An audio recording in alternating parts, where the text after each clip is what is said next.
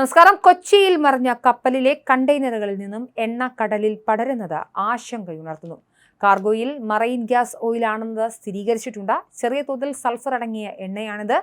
ഇത് പടരുന്ന ആകാശ ദൃശ്യങ്ങളൊക്കെ ഇതിനോടകം തന്നെ വലിയ രീതിയിലുള്ള ആശങ്ക ഉണ്ടാക്കുന്നുണ്ട്. സമുദ്ര പാരിസ്ഥിതിക സ്ഥിതി ഇതെങ്ങനെ ബാധിക്കുമെന്ന ആശങ്കയും നിലനിൽക്കുന്നുണ്ട്. ഓയിൽ കൂടുതൽ ഇടങ്ങളിലേക്ക് പടരുന്നത് തടയാൻ കോസ്റ്റ് ഗാർഡ് കപ്പലിന്റെ ശ്രമം നടക്കുന്നുണ്ട്. 640 കണ്ടെയ്നറുകളാണ് കപ്പലിൽ ഉണ്ടായിരുന്നത് എന്നാണ് മനസ്സിലാവുന്നത്. ഇവയിൽ 13 എണ്ണത്തിൽ അപകടകരമായ വസ്തുക്കളുണ്ട്. 12 കണ്ടെയ്നറുകളിൽ കാൽഷ്യം കാർബൈഡുകളാണുള്ളത്. കപ്പലിന്റെ ടാങ്കിൽ 84.44 മെട്രിക് ടൺ ഡീസലുമുണ്ട്. മുങ്ങിയ കപ്പലിൽ നിന്നുള്ള വസ്തുക്കൾ എന്ന് തോന്നുന്നവ തീരത്തടിഞ്ഞത് കണ്ടാൽ ദയവായി തുടരുത്, അടുത്തു പോകരുത്. അപ്പോൾ തന്നെ 112-ൽ വിളിക്കുകയും വിവരം അറിയിക്കുകയും ചെയ്യണമെന്നും കണ്ടെയ്നറുകളിൽ നിന്ന് ചുരുങ്ങിയത് 200 മീറ്ററെങ്കിലും മാറി നിൽക്കാൻ ശ്രദ്ധിക്കണമെന്നും കൂട്ടം കൂടി നിൽക്കരുത്, വസ്തുക്കൾ അധികൃതർ മാറ്റുമ്പോൾ തടസ്സം സൃഷ്ടിക്കരുതെന്നും സംസ്ഥാന ദുരന്ത നിവാരണ അതോറിറ്റി പുറപ്പെടുവിച്ച മുന്നറിയിപ്പിൽ പറയുന്നുണ്ട്. എന്തായാലും കപ്പൽ ഉയർത്തുന്നതിനുള്ള ശ്രമങ്ങൾ ആരംഭിച്ചിരുന്നെങ്കിലും ദൗത്യത്തിലേക്ക് കടക്കുന്നതിന് മുന്നേ തന്നെ കപ്പൽ പൂർണ്ണമായും മുങ്ങിയ സാഹചര്യമാണുള്ളത്. കപ്പലിൽ അവശേഷിച്ച കണ്ടെയ്നറുകളെല്ലാം കടലിൽ പതിച്ചു. കേരളത്തിൽ അപൂർവമായി മാത്രമാണ് കപ്പൽ അപകടങ്ങൾ ഉണ്ടാവുന്നത്. അപൂർവമായി മാത്രമാണ് കപ്പൽ മുങ്ങിയിട്ടുമുള്ളത്. എന്നാൽ ഇത്രയേറെ കണ്ടെയ്നറുമായി എത്തിയ കപ്പൽ ഇത്ര വലിയ അപകടത്തിൽപ്പെടുന്നതും ആദ്യത്തെ സംഭവമാണ്.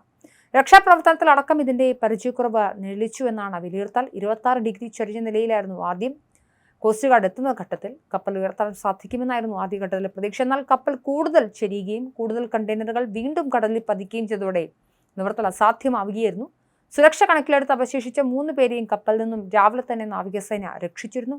കണ്ടെയ്നറുകൾ പൂർണ്ണമായും കടലിൽ പതിച്ചതോടെ കടുത്ത പാരിസ്ഥിതിക പ്രതിസന്ധിയാണ് ഉടലെടുത്തിരിക്കുന്നത്.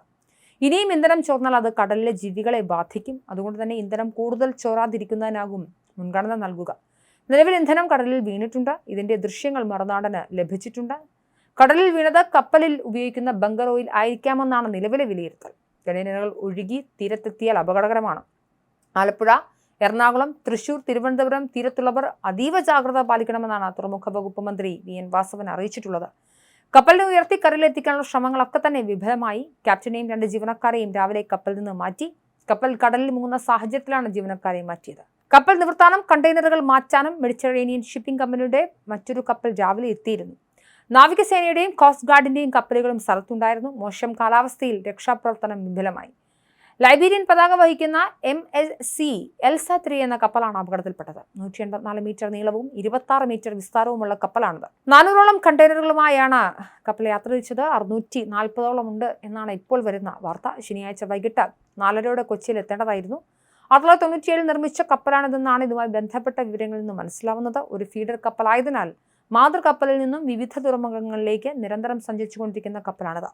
കടലിൽ വീണ കണ്ടെയ്നറുകൾ കൊല്ലം, ആലപ്പുഴ തീരത്തെത്താനാണ് കൂടുതൽ സാധ്യതയെന്നും അറിയിക്കുന്നുണ്ട്. എന്തായാലും തീരത്തുള്ളവരൊക്കെ ജാഗ്രത പാലിക്കണം. എന്തെങ്കിലും തരത്തിലുള്ള കണ്ടെയ്നറുകൾ തീരത്തടിഞ്ഞാൽ ഒരു കാരണവശാലും അത് തുറക്കാനോ അതിനെ ചുറ്റും കൂടി നിൽക്കാനോ ശ്രമിക്കരുത്.